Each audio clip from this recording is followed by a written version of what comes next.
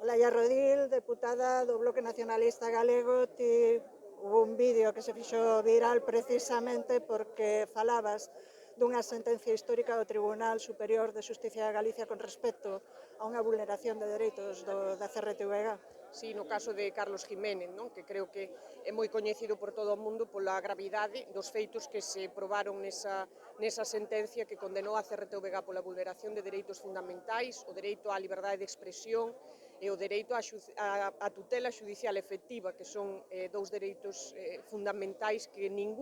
ningún caso eu creo que deben ser vulnerados, por suposto, pero que aínda adquiren máis gravidade se falamos da CRTVG. Eu creo que é un exemplo perfecto de cal é a situación cada vez peor e máis insostible que temos na Corporación de Medios Públicos deste país, a empezar pola situación da Dirección Xeral, absolutamente anómala nunha democracia, que está posta a dedo polo Partido Popular en contra do que dispón a legislación neste país desde o ano 2011, e esa é a correa de transmisión directa que une ao gabinete de propaganda do Partido Popular cos medios públicos, que teñen convertido a radio e a televisión deste país, que debe ser de todas as galegas e de todos os galegos, no seu xoguete para manipular, para vulnerar un dereito fundamental da cidadanía deste país, que é o dereito a acceder á información veraz, independente, obxectiva, e para nós tamén o máis importante, se falamos dun país como o noso, cunha lingua e unha cultura propias, que a CRTVG ten que servir para difundir o pluralismo político, pero tamén é sobre todo social e cultural, e tamén para normalizar lingüísticamente